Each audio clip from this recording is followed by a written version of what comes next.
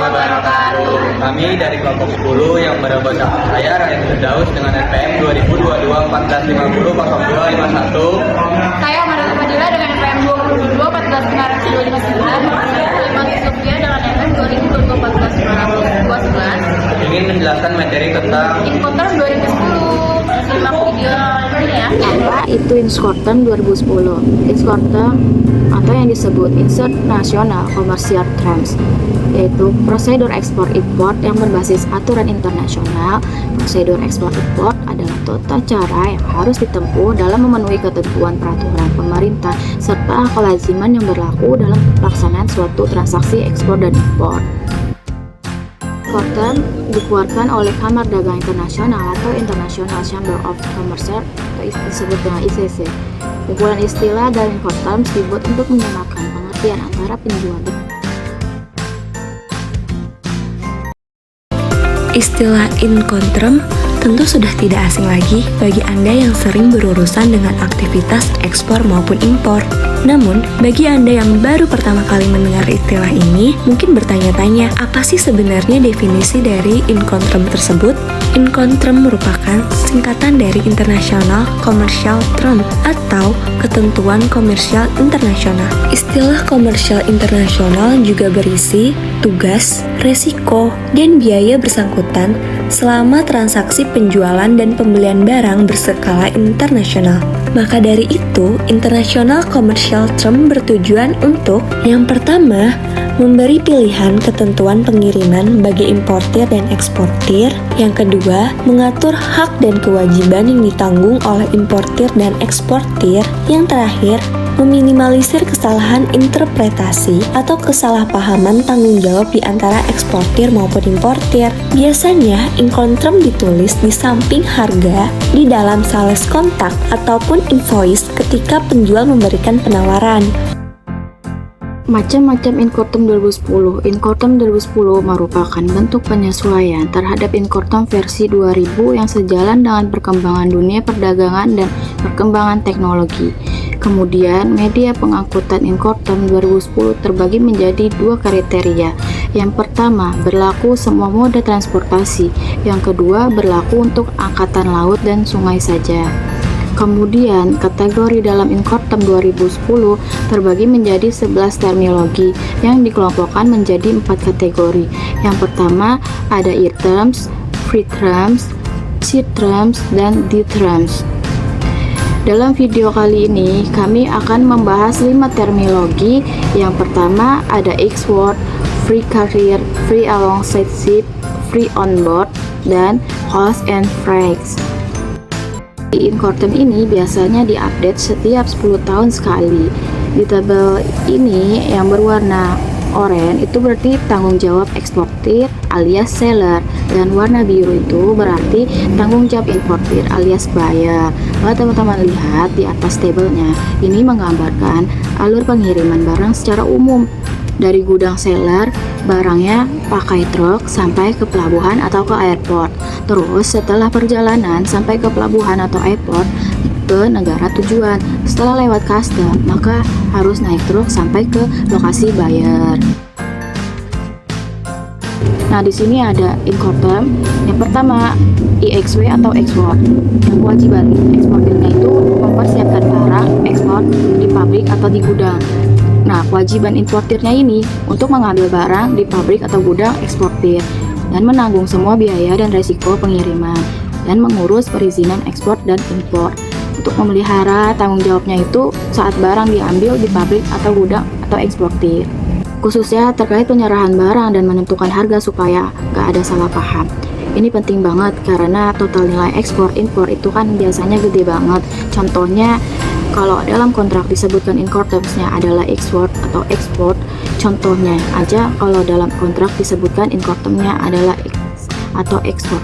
Ini berarti harga barang yang ditawarkan adalah harga di pabrik atau di gudang eksportir, sehingga importir berkewajiban menanggung segala biaya pengiriman dan biaya lainnya, meliputi dari pabrik atau gudang eksportir sampai ke tiba ke lokasi importir atau contoh lainnya. Kalau kontraknya menyebutkan Incoterms-nya adalah FOB atau free on board, kalau kontraknya Incoterm adalah Berarti eksportis harus mengantar barang sampai dimuat di kapal dan mengurus perizinan ekspor. Dari situ, importir lah yang bertanggung jawab untuk menanggung biaya dan resiko setelah barang dimuat di kapal dan juga mengurus perizinan impor. Nah, beda banget kan? Makanya beda Incoterms, biasanya beda juga harga jualnya. Biar lebih jelas lagi, berikut adalah semua Incoterms yang saat ini berlaku. Halo, saya Amanrata Fadila. Di sini saya akan menjelaskan tentang free carrier dan free alongside ship. Ditonton videonya ya. Free carrier atau FCA adalah sebuah Incoterm atau istilah perdagangan internasional yang menentukan tanggung jawab penjual dan pembeli dalam pengiriman barang. Dalam FCA, penjual bertanggung jawab untuk mengirimkan barang ke lokasi yang disepakati, seperti tempat usaha, penjual, terminal, atau pusat transportasi dan menyelesaikan formalitas ekspornya. Setelah barang diserahkan kepada pengangkut atau carrier yang ditunjuk oleh pembeli di lokasi tersebut, seluruh risiko, biaya, dan tanggung jawab selanjutnya berpindah kepada pembeli. Terdapat poin-poin utama. Yang pertama, pengangkutan bebas terjadi ketika penjual barang harus mengirimkan barang tersebut ke bandara, terminal pengiriman, gudang, atau lokasi pengangkut lain yang ditentukan oleh pembeli. Penjual memasukkan biaya transportasi dalam harganya dan menanggung risiko kehilangan hingga pengangkut menerima barang. Setelah penjual menyerahkan barang kepada pengangkut, pembeli memikul semua tanggung jawab atas barang tersebut. Cara kerja free carrier atau FCA, pembeli dan penjual yang terlibat dalam perdagangan ekonomi dapat menggunakan istilah pengiriman FCA untuk menggambarkan setiap titik transportasi terlepas dari jumlah modal transportasi yang digunakan dalam proses pengiriman. Namun, titik tersebut harus berada di negara asal penjual. Penjual bertanggung jawab untuk mengangkut barang dengan aman ke fasilitas tersebut. Berdasarkan ketentuan pengiriman FCA, pembeli tidak perlu mengurus detail dan lisensi ekspor karena hal tersebut merupakan tanggung jawab penjual. Namun, pembeli harus mengatur transportasi setelah barang tiba di perusahaan pengiriman dan hak milik berpindah kepada pembeli. Barang tersebut menjadi aset dalam neraca pembeli.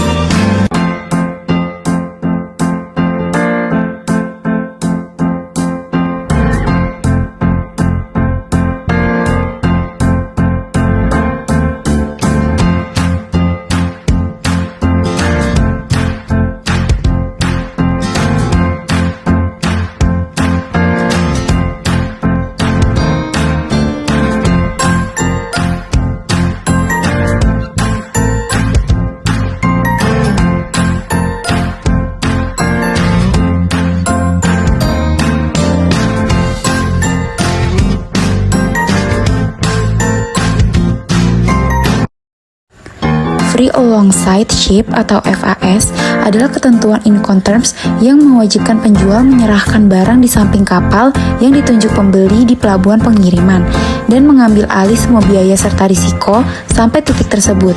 Setelah barang ditempatkan di samping kapal, tanggung jawab dan risiko sepenuhnya berpindah kepada pembeli yang kemudian akan bertanggung jawab untuk memuat barang ke kapal, mengurus transportasi selanjutnya, dan menangani semua formalitas bea cukai. Dalam kontrak perdagangan internasional, bebas di samping kapal FAS berarti barang akan dikirimkan tepat di sebelah kapal pembeli untuk memudahkan pemuatan ulang.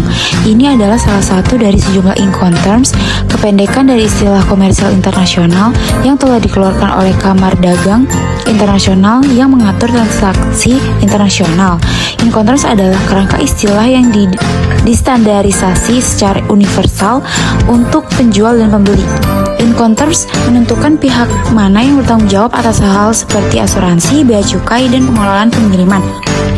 Kontrak antara pembeli dan penjual untuk pengangkutan barang internasional mencakup detail seperti waktu dan tempat pengiriman, tanggal jatuh tempo pembayaran, dan pihak mana yang menanggung biaya pengiriman dan asuransi. Kontrak juga akan menunjukkan tanggal pengalihan risiko kerugian dari penjual ke pembeli. Biasanya kontrak semacam itu juga menyertakan sikatan untuk persyaratan komersial yang diterima seperti FAS. Bila kontrak perdagangan internasional mencantumkan bebas di samping kapal atau FAS, kata bebas berarti penjual harus mengirimkan barang ke pelabuhan tertentu.